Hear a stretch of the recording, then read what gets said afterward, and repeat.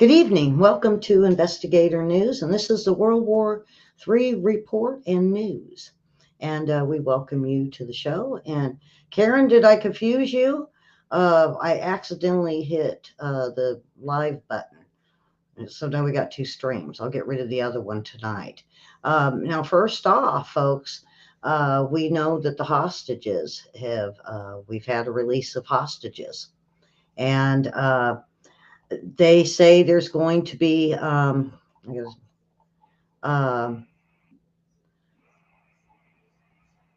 let's see,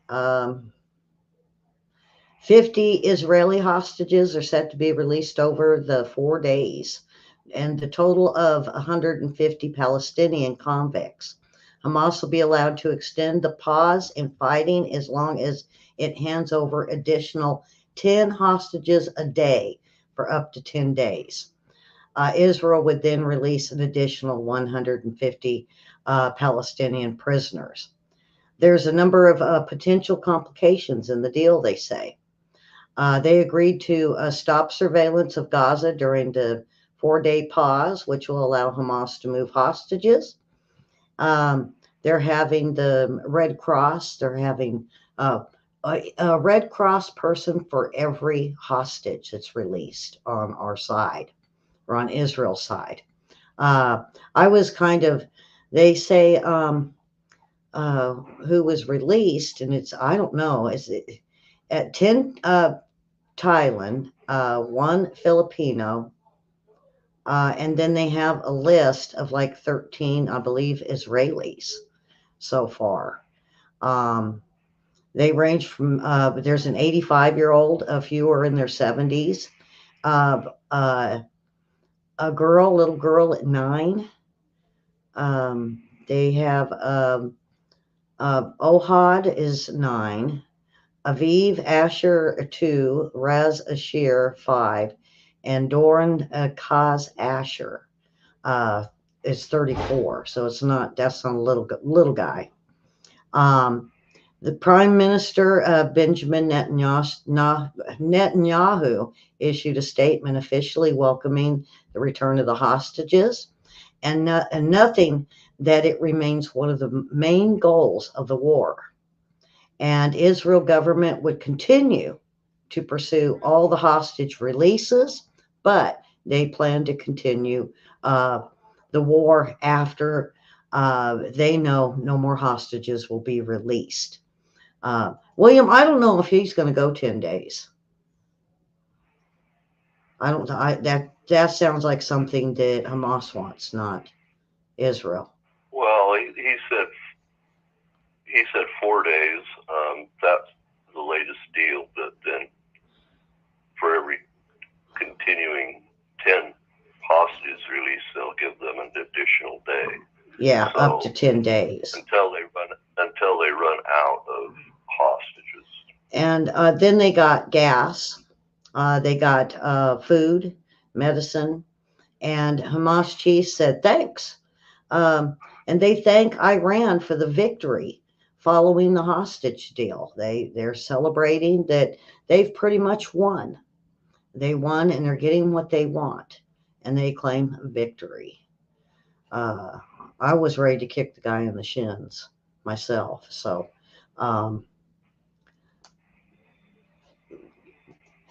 William, but see, that's Hamas, though. Now, me and you've talked about it, and folks, I'm just going to give you my opinion on this. I don't trust Hamas. They'll go for the ceasefire, but then they start right back up again. I was almost expecting something bad this morning, and I watched, and everything went really smooth with the hostages. Now, I think it was a lady from the UN that I think is going to charge Hamas because of videos and information and the tunnels that they found, the weapons they have found, are going to hit them under Geneva Convention. So let's wait and see. They claim and say, but whether they follow through with it. Now, my opinion on this is I don't think Hamas is going to I just don't see any more hostages released. And not to mention, no one really brought it up, but did they ever find the 50 or 80 that disappeared? And they don't know what happened to them. You know, William, no one's ever mentioned that. I seen it once, and then I went back for the article. I think it was with Red State, and their article had been taken. And so I emailed a few that I knew might know something, and they did send me back a thing saying yes, that I believe it was either 50 or 80 that just disappeared. So they don't have all the hostages. And they're not saying the ages or male, female, or if they're kids or if it's adults. They just disappeared. So, and hello to Linda and Susan in our chat. Um, so the Hamas chief, terror leader, um, Ismail Haniyeh, I hope I'm pronounced that right, graciously thanked the world's most prolific state sponsor of terrorism, Iran, on Thursday, for its firm support against the ongoing military operation by Israel to eradicate the group in its stronghold in Gaza. And they are celebrating that their hostages will be released and that they got a very good deal. I just don't like that. We shouldn't have given them all them hostages. We got 50 and they get 150. They get gas, they get food, they get um, medical aid. You know, if the food goes to the people, that's one thing. It's just no guarantee. So, Well, it's going to go to the fighters first. Now early this morning, and I grabbed this real early. I mean, I was up early, 5, and at 6 o'clock, this wasn't even but maybe an hour old. A powerful explosion takes place at an electricity substation in Moscow region. It was a strong explosion. It was enough to light up Moscow. Now, see, that was big, William. This was at Carino, Moscow. It was caused. It caused local blackouts, as well as they say even down their internet and cable systems. It was huge. Wow. So after the Whenever one of lights, the big substations goes down, they trip breakers, but the breakers can't catch it before it hits all the other substations in the area, and so it'll start a generalized blackout, and it'll just keep rolling, going out, because the other substations are trying to protect themselves from the arcing and sparking going on at the substation that caught fire. And all the power going to that substation initially aids in the fire. And that they said that after the lights went out, there was a small fire that started, but they said that the electricity began to return to the homes by late this afternoon, our time. So, yeah, they said it lit up the night sky, definitely. It was early morning. Well, think of it. It's 500,000 volts or 5,000 volts arcing and sparking. That's a big arc welder. You know, when you have a little arc welder, you can't even look at it because the ultraviolet rays will burn your retinas, right? Imagine a whole substation arcing like an arc welder. Yeah, you're gonna see light for a long ways. Yeah. And back at Israel, the Israel Defense Forces, IDF, announced Monday that a rocket factory had been discovered beneath a mosque in Gaza. And they had a variety of deadly weapons that was hidden at the holy site. So, that's what they do, though, William. I mean, between the hostages and the military equipment that they don't want found, all their rockets and their mortars and They're hiding them all under the churches or their mosques. They're not churches; they're mosques. Hospitals, schools. That they do the same thing with your hostages too. You Most of know, the when we get attacked here in the United States, they're going to do the same thing. yeah, they're going to go. And there is a tremendous amount. I mean, they're talking. There could be up to 100. Uh, um, they're claiming training bases here in the United States now that Hezbollah, uh, Al Qaeda, Taliban, all of them have uh, training camps over here. Now I knew of ISIS and Al Qaeda and I think the Taliban. I did a show on what, Karen, we first started, and I was shocked to know that we had. I think back then it was only three or four. Well, now they're saying there's up to 100. So, Karen, just over the last, what, 5 years now, they've increased. So William was even saying, they probably hide something in every city, across the United States. It could be in these training camps that they have. So, but that's what the same thing they do with these. Now this was a rocket factory underneath the mosque, so it was an actual rocket factory. It wasn't just rockets or mortars that were hidden, but they have been finding them in the mosques and apartments. I found out a whole apartment complex. It's just crazy where they were protecting it, and it almost looked like it was like civilians. What it was is every single apartment was loaded with rockets and mortars and equipment and guns and everything that they need. The whole apartment, every single apartment and the IDF took it out, or basically shoot them out so they could release the Palestinians in this apartment. And lo and behold, there were a few just used as human shields, but it turns out the whole apartment was just full of their weapons.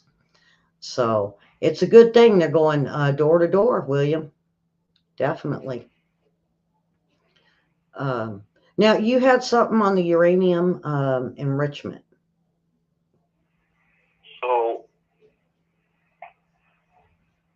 in the past, we knew that Iran was doing uranium enrichment, and had gone to the second cycle of the type of enrichments they were doing. So we expected they would go straight to the first bomb that they could manufacture with the enriched uranium 235. But it turns out they've been enriching uranium almost at weapons grade, not quite weapons grade, not at weapons grade, but almost at weapons grade. And so they now have this vast stockpile of near weapons grade uranium. So if they decide to use a nuclear weapon, all they have to do is go in and process the uranium from, 69% to 70%, whatever the particular percentages to get it to weapons grade. So they'll have this vast stockpile of enriched uranium that just needs to be enriched one more percent, and then it's weapons grade. So all of a sudden they'll have the stockpile of 100 weapons instead of one or two weapons. Mm-hmm. So that's really dangerous. Yeah. And they can say to the rest of the world, well, we don't have weapons grade uranium, which they don't, because it's 1% shy of what it needs to be. But it gives them a lot more capacity by having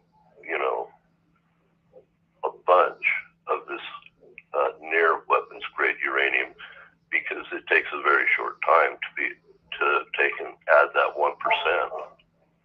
Mm-hmm. So, now I might have mentioned this the other day. but I got a little bit more info on this. This is out of Georgia. The Pentagon officials arrested many in human trafficking. And lo and behold, Stephanie Abrams' brother in law was connected to this. So I had to find out if his name was on the list. And it took a lot of digging, but I did find it. And he was in the big swoop of quite a few human traffickers in Georgia. Now, what I've been able to find out from a family member that lives out there is they said they are looking at her offices. The FBI have been checking out her offices and his, and also some of the homes of the family. Uh, so this must be something big. So if she thinks she's going to run again, I hope whoever runs against her brings this up because well, her sister's on the court, I believe the Supreme Court of Georgia, so they'll at least have good defense, right? Huh? Because Stacey Abrams' sister's on the Supreme Court of Georgia. Ah, okay. Now I didn't hear the Supreme Court. Her brother will have a good defense, even if Stacey Abrams is disbarred. If that is his wife, she might have to step down. We don't know. It hadn't said nothing about it. I haven't heard nothing. I'll make a phone call again. But I think that would have been someone would have said something. But it's like well, Democrats are going to be very ashamed, of course. Well, it's like Pence. His best friend was caught up in child pornography and child. I think he was something got caught with maybe a 15-year-old and maybe smaller. I don't know, but he had child pornography on his computers, and that was Pence's best friend. I've always questioned Pence because of that. Because but my best friend lives in Ohio, and I don't know what she has on her computer. I wouldn't have a clue. Or even my sister or my brother, or you. I don't know what you got on yours. I got crazy stuff on my computer. Thanks, Elly. Anyway. No, but really, I don't know what's on Karen's. I gave her I gave her an iPad. I don't know what she's put on it. See, we just don't know unless you're with them every day, day in, day out, or they tell you, you wouldn't know. And I think this is something he may have kept quiet. But there's always that little nagging thing in the back of your head saying, is he part of this? Does he know? Pence is pretty quiet. But the deal was... You know what just happened today? Huh.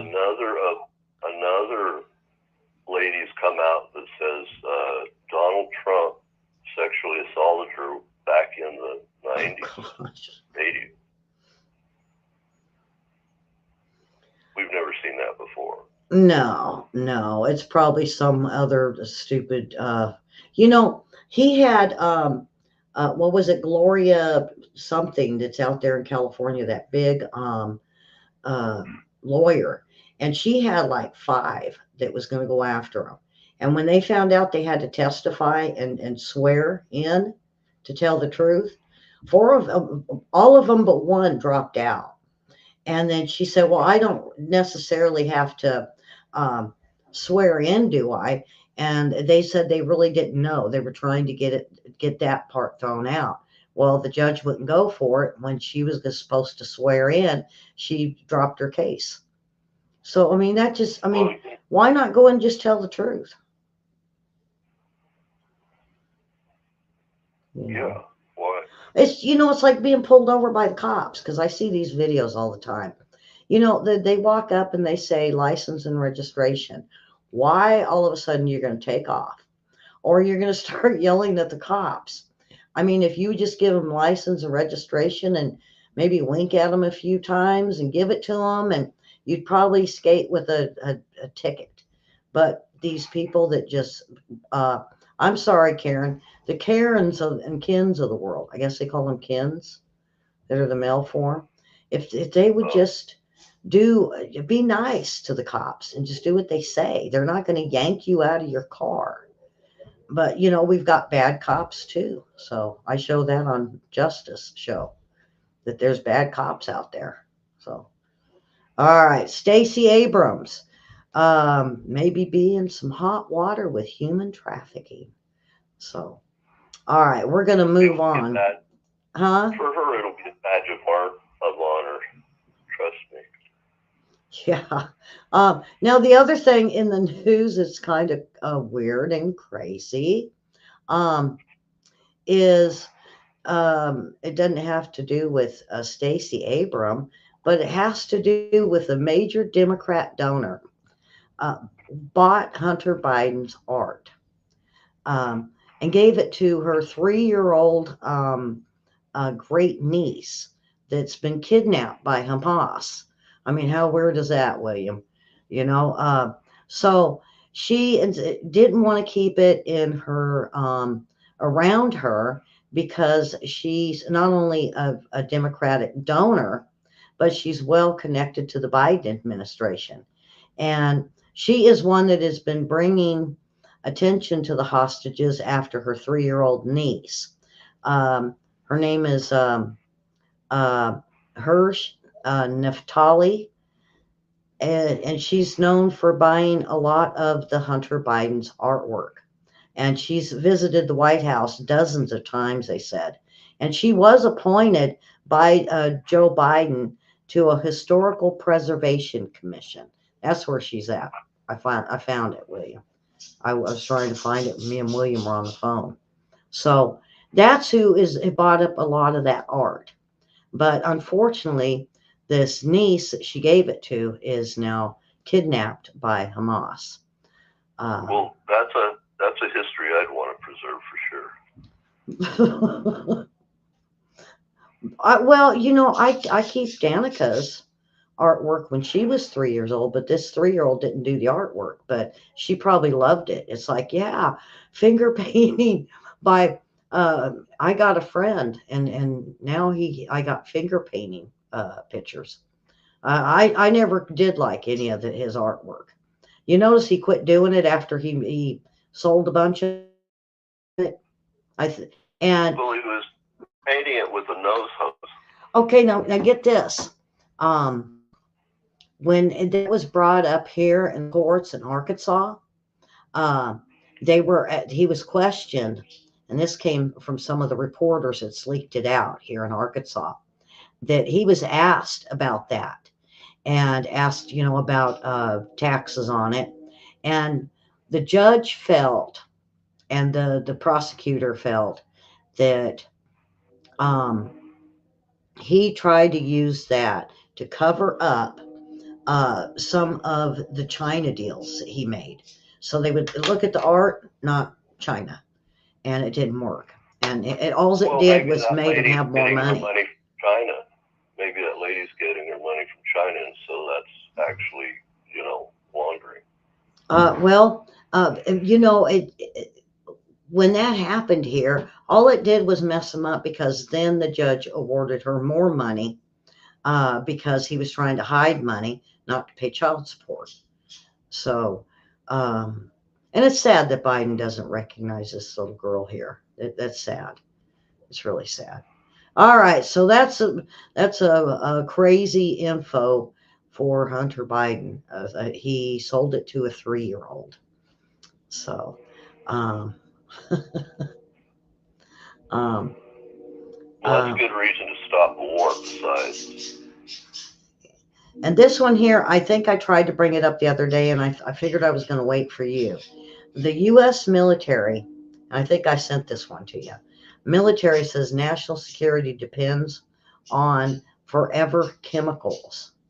And the Department of Defense relies on hundreds, if not thousands, of weapons and products, batteries, and microelectronics that contain PFAS. It's the chemicals linked to serious health conditions. Now, regulators propose restrictions on their use or manufacturing, but the Pentagon stepped in and with Congress, that eliminating the chemicals would undermine our readiness and our military weapons. So um, I know we make these chemicals, but that's why we have a lot of these labs. The problem is when you go to dump them, though, William, when the when you get the what's it called, um, tailings. I think I know tailings because of um, when I done gold and stuff. But the waste, there you go, the waste from these chemicals, they're just pouring into, they're digging holes and putting them in the ground and then trying to cover it up. Uh, and some of these are around houses. But, it's kind of like that uranium enrichment that you were talking about. Enrichment, yeah. I mean, people don't realize that we got to have the lithium if we want the electric batteries. We got to have uh, these dangerous forever chemicals for weapons, and we got to have um, uranium for a lot of our weapons too. But where we put the waste from them is what's the problem. Um, I know we had barrels and barrels that we put. I mean, even the UK did it. Put threw theirs out in the middle of the ocean, and they broke open, and they had to go get them. And I think we even were dumb like that too. But we have to have these forever chemicals, folks. And as much as we hate to see like cobalt and um, um, Well, lithium Ellie, and nerve gas can be burnt, and it can be neutralized that way, and so can all these chemicals if they get to a hot enough temperature. And so what they need to be doing is incinerating these things in a super incinerator so that it reduces these chemicals back to their initial elements. mm-hmm. And then they can use that and smelt it, right, and refine that, bring the metals back out of it and everything, and then just neutralize the acids or the base material, and it's safe to bury. But they have to take the extra step. Yeah. And we're going to have them forever, folks. If we're going to have just go on the lithium and the cobalt, if we're going to do these batteries for these electric cars or electric vehicles or anything that's like that, or cell phones, we're going to have to, or cell phones, yeah, we have to have it. And now, some of you don't. When we talk about uranium now, we sold a bunch to Russia through Hillary when Hillary was part of the State Department. She sold a bunch of uranium to Russia. And Russia sold it to who? I'm not sure. Yeah, Iran. Oh, did they? Obviously, that I didn't know. I just know that Hillary sold it to Russia, and I never did the follow up on it. But now we got Biden is briefed on China's plans for the first military base in the Middle East. And China is reporting seeking permanent military base in the Middle East for the first time. And he has been meeting with Saudi and Iraqi and Iranian leaders. And of course, it's all part of BRIC. And so they said they had to brief Joe Biden on what his advisors see as Chinese plan to build a military base. Now, where are they going to put it? Of all places, I thought they would do Iraq, William, but they're doing it in Oman. Well, Oman gives you access to everything that moves through the Suez Canal or into the Red Sea, and is right next to the Persian Gulf at the Strait of Hormuz. So that gives you the capacity to stop ships going in all those directions. It's a perfect place. It's a good plan. Yeah, So it's a and good they said plan. It's a Chinese and perfect play. Omani militaries have, in the past, recent and past, coordinated events and exercises at the port of Muscat, and they're doing it very regularly with Chinese PLA warships.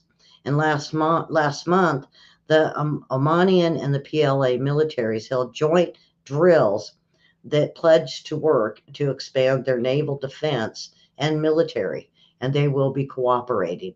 Now, that's by the Straits of Hormuz, right?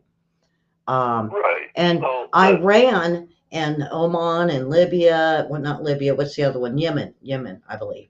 They're the ones that keep snagging boats right there, or they block it off. And 2 years ago, about 2 years ago, I think they had the Carl Vinson over there and had one of their smaller ships that was blocked in that strait. So with China over there now, that just opens up a whole new military problem. That's what I think. well, Ellie, with that being such a solid plan, Biden has to be for it, right? If they're already doing exercises, you would think. But see, it says he's just recently been briefed on this. Why didn't we know about this if they're having drills? Or did he? Did he already know and just not saying nothing? Well, if it's a solid plan and you're for it, you don't have to say anything about it, right? Well, yeah, I mean, yeah, but when you think on it, because China's not going to tell our advisors or the Pentagon, hey, we're going to do this over here. Can we do it? They just do it. But at what point? At what point is the Biden administration ever in their history been against a terrorist or an anti-American state? The other one is they're keeping their eye, it says, on the East African country of Djibouti, or And Djibouti. And Sudan. Well, the Arab Emirates they've talked to, but they say their only other significant overseas military base is East Africa. So they're expanding. And you know what I didn't hear, William, is the Belt Road. Because every time they do this with these bases, it's always, oh, well, we're going to do the Belt and Road too. Now they're just going around and they're saying we're going to put bases up. No Belt and Road. They're changing their way of marketing it now because, Belt and Road doesn't sound good. ESG doesn't sound good. They're changing the names. Yeah. Yeah. So it's a big concern. And what I'm finding out with his meeting with Newsom is to buy a lot of businesses and corporations and manufacturing in California to build California back up. But he's bringing in China to do it. Now, that's scary because I know the Clintons tried to do that here, and we started seeing a lot of, not that the Chinese people are bad people. The people here were very nice and respectful that had businesses, but it was like almost a takeover. And it took from the Clintons in the 80s to 90s till now to get rid of the bad part of what they did. And so now Newsom's open arm and welcoming with the handshake for Chinese businesses and production in California. I'm so glad I moved. I'm so glad I moved. So, well, they want to build back jihad better. Just saying. A lot of the Arabics come to Southern California. Yeah. And so It's just neat to help the Well, Chinese help we've his got, lost friend. we've got quite a few bases there too. I mean, there's George, there's the one in San Diego. They've got Vandenberg up around the Bay Area. Then they've got, I believe, Mather's still open, one of the biggest Air Force bases. And to me, that just seems like, he's taking a look at what's there and possibly get close to these bases. Um, uh, You got China Lake, Miramar, you got all of them down there. yeah, and Beale up north, they've got PayPaws there. They had the big things, the big dish things. They You had got Pendleton, PayPaws. you've got the SEAL Mhm. training Mhm. school, you've got all kinds of naval bases from Northern California all the way down to San Diego. Of Mhm. course, it's a great idea. It's a solid plan. Let's do that. Yeah, yeah. He's definitely jumping around, and he had that meeting with North Korea. He had the meeting with Putin. Um, I believe he's supposed to meet Putin again in January. It's either next month or Well, January. He's going to he's have probably quite a few going to more handle. meetings. He's probably going to handle foreign policy for Hillary's new administration. I don't know. They might throw in Jinping at the last minute on the Democrat ticket. Who Or Hillary, knows? yeah. Or Hillary, Maybe yeah. make Gavin Secretary of State or Vice President. Either one, it's the same thing. I'm going to get in trouble for harassing the White House if Hillary gets back in. I'm not going to let her go on these boys. No, definitely not. Um, murder. There's no statute of limitations on murder, and I want them to for this. I have a weird feeling when they die, then the truth will come out, and then everybody's going to be mad about it. She won't mind because she can pardon herself then. Yeah.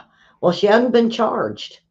What we really would like is for the two gentlemen that actually did it to be charged because they're getting too old. I don't know if we're going to be able to get them in before both of them croak just from old age, the way that it's going. I have to check with the uh, former police officer. Death is a certain statute of limitations, all of its own. Yeah. It's hard to convict people from the grave.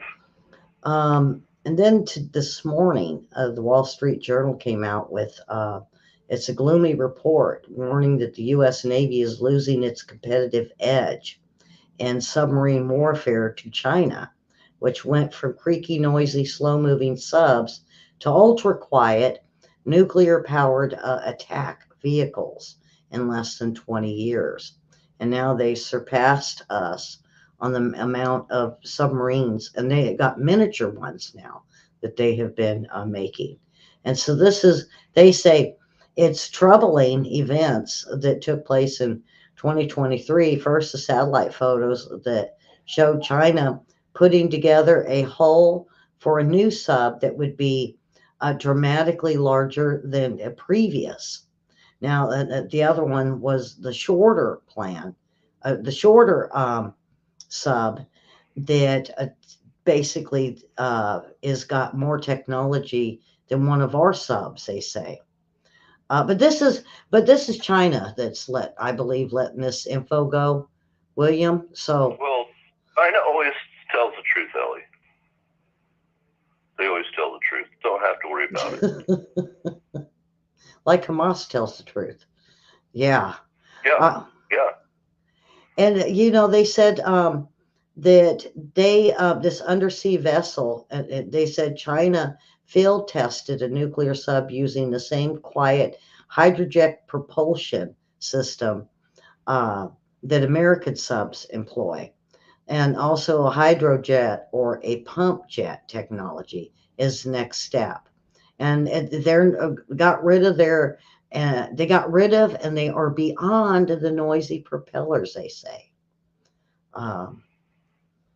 You know what it takes to make a stealthy submarine all of a sudden not stealthy? A single diver. Mm. They just put a noisemaker on the outside of it. I'm sure their subs are going to be very, very quiet after our SEALs get done with them. Seriously. They're going to be really quiet. Yeah. And you're talking about subs and Navy. The U.S. Spy plane. Oh, That submarine airplane. Well, what it was is the U.S. caught China that had moved into, and I'm thinking it's these subs, William, because they said they spotted a one of their Navy. They didn't say a ship. They said one of their Navy vessels. That's what it was. And they caught them on out of international waters. And okay, where is this? It's okay if they go out in international waters, by the way. Everybody's allowed to use international waters. Whether you're a submarine or a surface ship, everybody's allowed. What's not allowed is you stopping other people from using international waters. That's why they call it international. Yeah, and then at the almost within days, we caught the U.S. military catches Iran-backed fighters attacking the base. It didn't end well for them. So. And they caught them with and it ends with the AC-130 gunship. So these guys decide they're going to. These Hezbollah fighters in Iraq decide they're going to attack this military base. And so in they go, right? Yeehaw, here we come. And they just didn't know there happened to be an AC-130 already up in the air in the area. And so the AC-130 kind of tracked them right to the grave, if you will.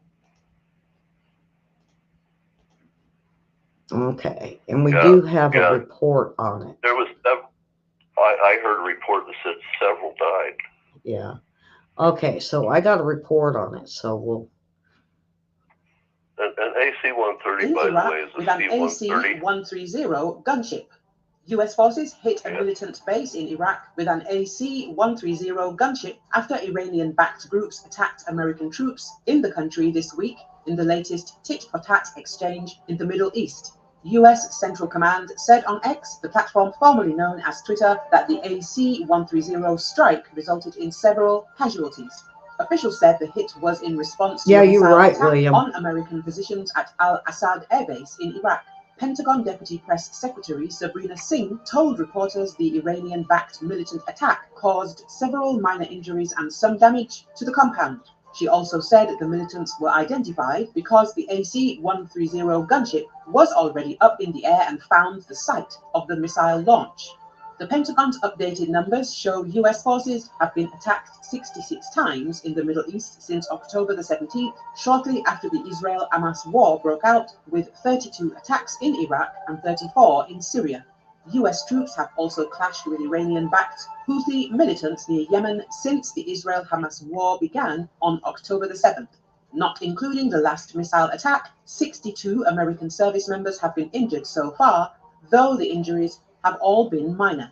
The US has struck Iranian-backed targets 4 times in retaliation for the attacks, including 3 in Syria, targeting storage facilities and command centers operated by Iran and its proxy groups. Washington believes Iranian-backed groups are seizing on unrest in the region. Well, that's a fact. An AC-130 is a C-130 cargo class aircraft that's been modified. They cut holes in the side of it on the, I think it's support side. Anyway, so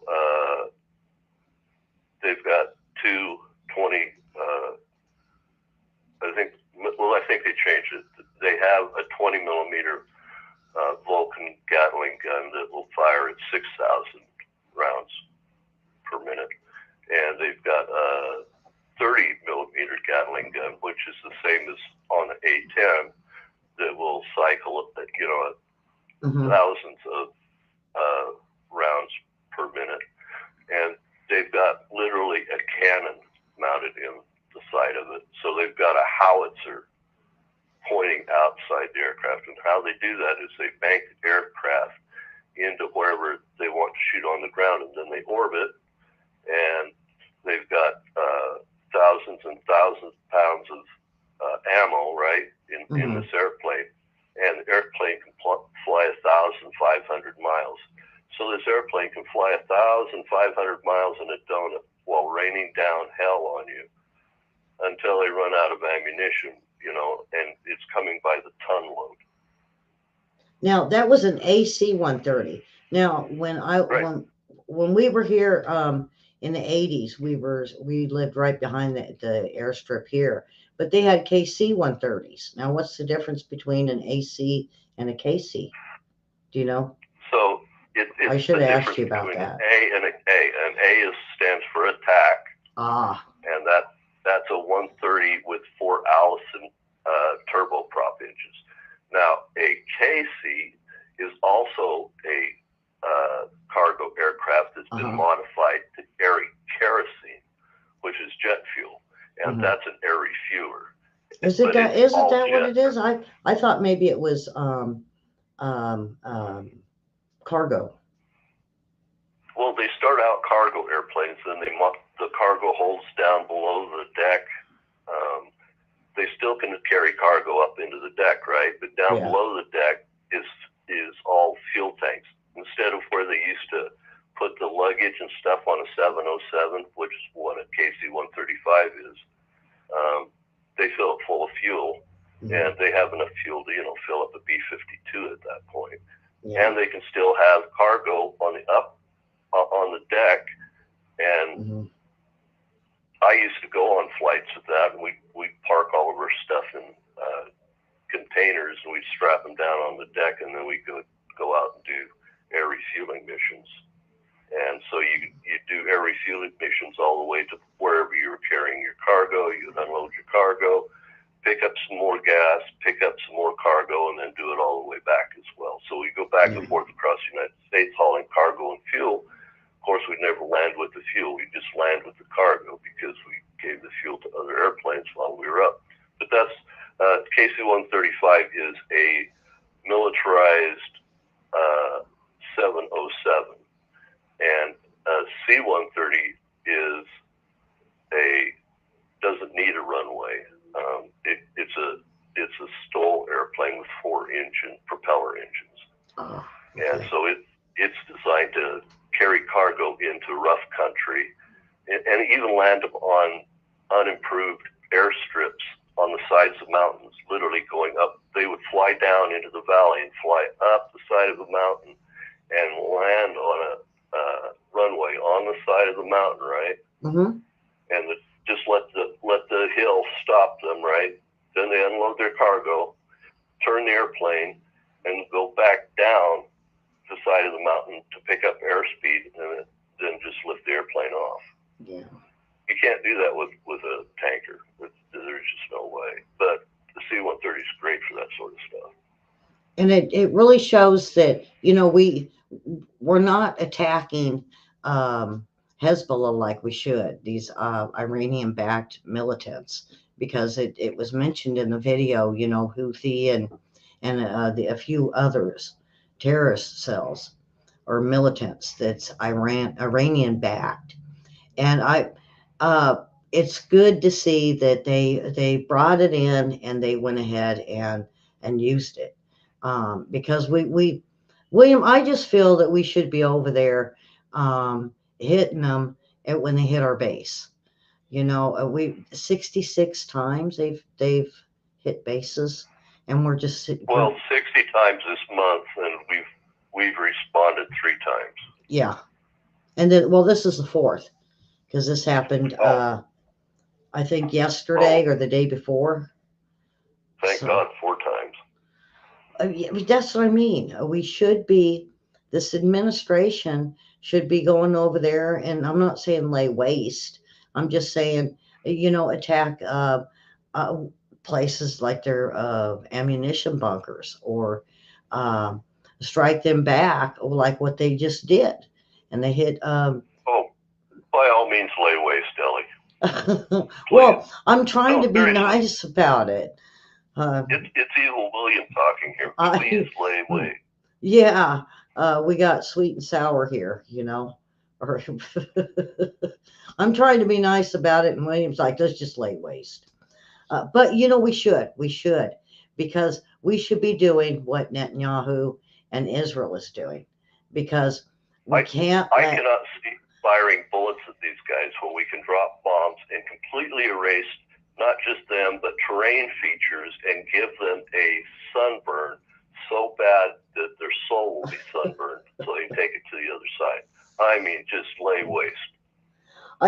And see, here's where I'm thinking we should be doing something, because this is Iran, and we know it's Iran that's backing these militant groups up, and we know they're giving it to them, and they're striking our bases. But then Biden says, well, let's give Iran $10 million. We got to send it to them. Why give them $10 million when you can send them 10 million pounds of dumb iron full of explosives and just lay waste to Tehran? I mean, why do that? Just send the B-52s. I'd be much happier. Yeah. But that's, me. William, did you have anything you want to add before we close? It's already the end of the hour, and I bet everybody's ready for some trivia tonight. I know I am. I'm ready for some trivia. And so we thank everyone for watching, and subscribe and hit that like button and thumbs up. So William, did you have anything last to say? Hamas has issued a fatwa to America, and they want their people to attack the United States, and not just the United States, but all Christians and Jews and their imperialist clubs, like the Lions Club and the Elks Club, or maybe the American Legion, the VFW. Yep. Just anything here in the United States. Anything Christian or veteran or Walmart, military. Walmart, whatever. Have a happy day, and jihad all of us. So that's really nice they did that. Yeah. Well, they did warn. I'm thinking Christmas. If they're going to do something big, it's going to be closer to Christmas, because they hate Christians and they hate Christ. And well, they hate everything but them. But most. Right. Yeah, that's it. And also, we had a spy plane at Kaneohe Bay that decided to go swimming. It's a militarized 737 with lots of electronics, and we all know electronics like seawater, so of course they decided to help it go. Decided to help it go swimming. But on a serious note, they have to make a left-hand 90-degree approach, because that runway butts right up against the mountains on one side and the ocean on the other side. It's a fairly long runway, but they had to come in with really bad weather. It was rain, fog, the whole bad thing. They came in, they made their left turn, and they weren't able to really ascertain how far down the runway they were. It was that bad of weather, and when they landed, of course, the runway is wet, so the brakes are only so effective. They don't know where they are on the runway, so they go in reverse thrusters. But a 737 only has 2 engines. It's not like a 4-engine bird, and they slid off the other end, but barely just off the other end. So everybody was able to basically paddle to shore. The airplanes, I don't know, in like 7 or 8 feet of water, but it's not good for the electronics. That happened at Kaneohe Bay, and they were based out of Whidbey Island here in Washington. So, they're good at bad landing. It wasn't their base. It was extra bad weather, and it caught them. Mm-hmm. It sure did. So that's kind of what extra I have. I've got like 20 pages of stuff here. But boy, you're going to be busy on Monday. You might end up doing one of them like I do, a 2-hour show for a lot of info. Yeah, and if you guys want to know what some of the stuff's going on, you can go to places like Jihad Watch. There's a number of different organizations who monitor what's going on in the Middle East and with China. You know, you've got a watch group that watches all the communist countries, and you know, there's a lot of information out there that can be brought to you if you're curious. Just go look at some of those sites. All right. Thanks, Elly, for giving me the opportunity to be a little sarcastic today. I told you I felt a little silly today too, but when I get sick, I get a little silly anyway. So, but I had a great time in the first show. I can be a little sassy once in a while. So, and everybody drive safe if you're heading home from anywhere that you spent Thanksgiving. There's going to be some slick roads up in the north, so be very careful. And be nice to the people on the plane on your return flights. And fill the churches. Unless it's a Karen, then get them. Time to throw these people off these planes that want to cause a fuss. Oh my goodness. Thank God I don't fly. I don't have the patience to fly anymore. And everybody's moved closer to me, so now I don't have to worry about flying. I don't do good on airplanes. So, all right, folks. I wrap myself in duct tape so I stick to everybody when I fly. I hide in the seat in the back and cover, eat. That's what I do. I eat the whole time. Because, before when you had to have the masks, they said you can lower your mask if you're eating, or drinking. So I just eat and drink the whole time. Then we should go together. So you could eat while these people are being bad, and then I can yeet them out the airplane. Hey, is it DC Cooper or DB Cooper, the guy that jumped out the plane? Remember that? Today he jumped out the back. We want to throw him out the front. Well, he had, I think, like 4 parachutes for just himself. But today, I think they're celebrating his jump, his leap of whatever it ended up. Here was the problem with his plan. Just saying, from an Air Force point of view, why do you want to jump out of a perfectly good airplane? Because he had lots of money. He wanted to jump to the other side with the money that he had. I bet he's still, I don't think he's alive anymore, but I'd like to know where the money ended up. I'd like to know if the parachute, the canopy, just ripped right out of the harness. Personally, I think that's what's happened. Okay, William, we will see you on Monday with your show. And we will be, give me 5 minutes to set up for trivia. So come back in 5 minutes. I didn't give William the answers, honest. Well, I just want to congratulate Karen before we start, because it's going to be Karen or Susan, so I can go ahead and. No, well, you know what? I think Linda might win tonight, because they're advertisement jingles, and they're, I was looking through it. I was like, it says it's hard or difficult. It says, and I was like, no, I know a lot of these. Some of them I didn't, but for the most part, I knew them. So I don't know. We might tie up with everybody tonight. So we'll have to wait and see. All right. So come on back in 5 minutes for some trivia. If not, come on back Monday for Justice for All and Williams News. So have a great weekend, folks, and enjoy trivia. All right, William, that's it. And subscribe and hit the like button, and we'll see you soon.